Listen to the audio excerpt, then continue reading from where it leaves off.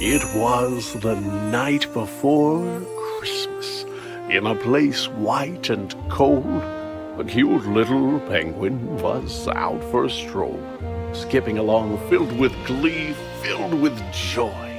In his flipper he cradled his favorite toy. Little did the penguin know that on this fateful day, a cold breeze, a gust of wind, would blow his favorite toy away. So he looked and he looked, his beak covered in frost. He looked up from his search and realized, oh no, I am lost.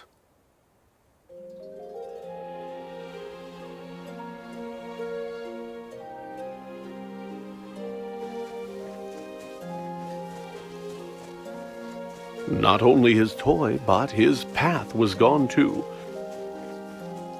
And our poor little penguin knew not what to do.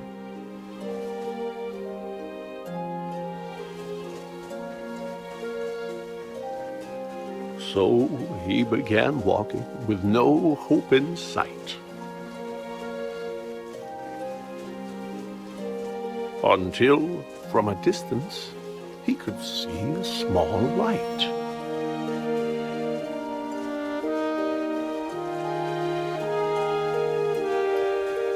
As he moved ever nearer, it was clear 'twas a home. And outside, in the front, he could see a small gnome.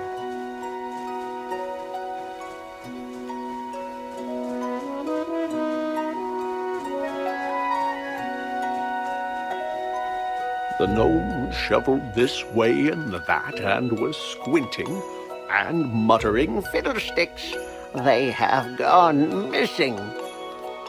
He dug in the snow as the penguin, quite shy, cleared his cold little throat and said, "Mister, might I ask your help? I don't know where I am. I am lost. I can't find my way through the snow and the frost." The gnome said, "I would like to help you. I would, but my glasses are gone, and my sight isn't good. If I could but find them, if they could be found, then I could assist you. They must be around. Where did you have them last?" asked the penguin, so cute. The gnome thought and answered, "While gathering fruit, I was out picking berries, and the snow, how it fell! It frosted my lenses. I couldn't see well. I removed them to wipe them, but they slipped from my hand. And now they are gone. So you must understand that were I to guide you, you might go astray. If I can't find my glasses, I can't see the way." The lost little penguin felt sympathy for the sad, sightless gnome, and he set out once more, but instead of attempting to get home in haste, he would look for the glasses the gnome had misplaced. Maybe this rock was the place where he'd find the gnome's glasses, but no, they were nowhere behind.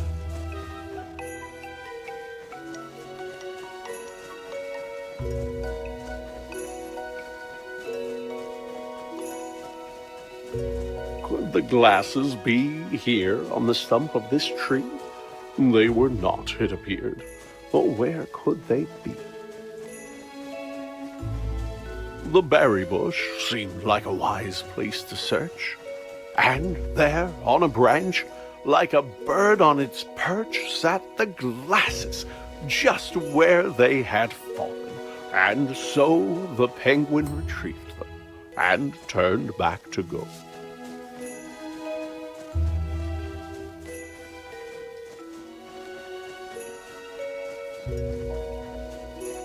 He'd get back to the gnome and return him his sight, then once again face his disheartening plight.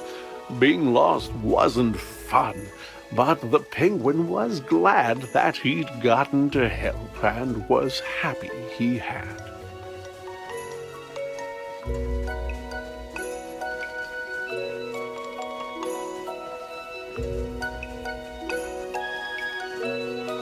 "Why, you found my glasses.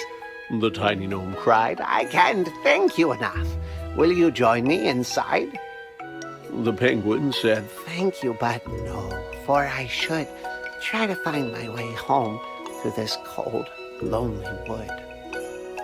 The gnome said, Oh, yes, you had mentioned before that you knew not the way to your very own door.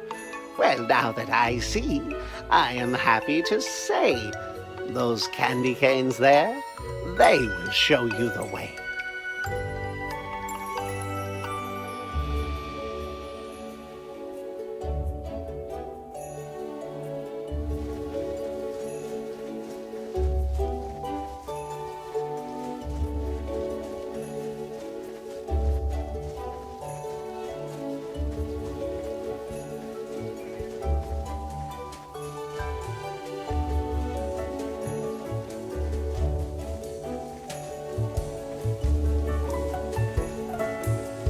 The penguin continued to walk down the track.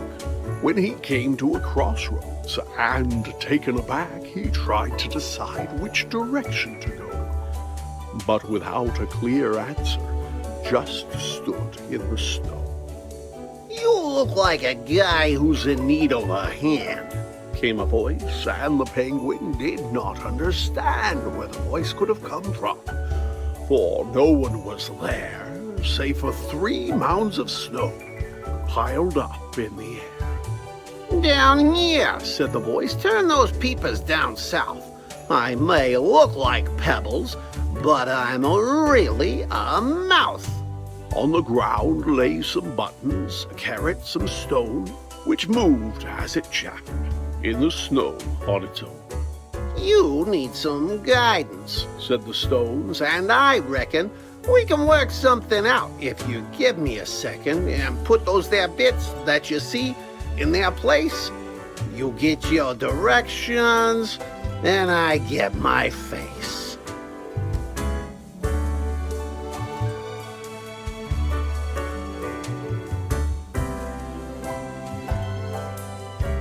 As a face maker, you've got impressive technique, said the snowman, and look, now we both got a beak.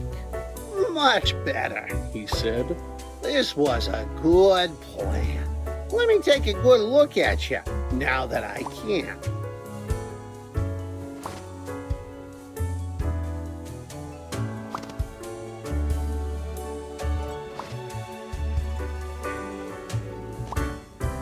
The snowman was proud of the features he wore. He thanked his new friend and said, Look, I am sure that you won't have no trouble if you go to the right, but make sure that you're out of the woods before night.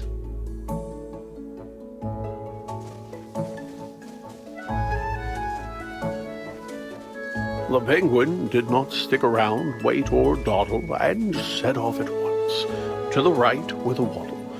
But though he walked on just as fast as he might, soon dusk was upon him, and thereafter came night.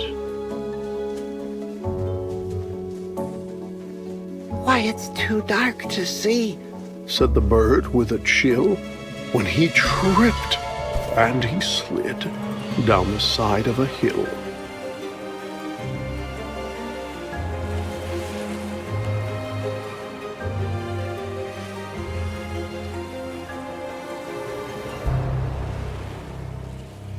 Deep in the woods, in the dark, all alone, frightened and tired and chilled to the bone, the poor little penguin, under stars bright and twinkling, was certain he heard, far away, a light tinkling. Was the sound he heard crickets?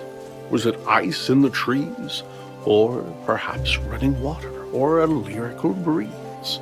As he moved ever nearer, though it seemed far away, he felt sure it was bells, like you'd find on a sleigh. The penguin was moving past branches and bark, when a man turned around and stepped out of the dark. The man said, "My goodness, you're only a child. What brings a young penguin out here in the wild?" It wasn't on purpose, said the cold little bird. "Perhaps," said the man, "I could see you chauffeured to your home in my sleigh, for unless I am wrong, it's the next on my route, and the trip won't take long."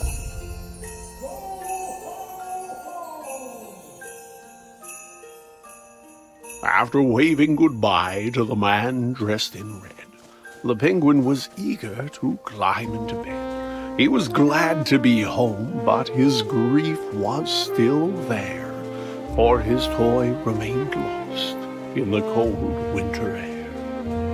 But his mama was waiting, with a blanket and tea. There were songs in his heart and bright lights on the tree. Even without his toy, he could hardly believe just how happy he was on this cold Christmas Eve.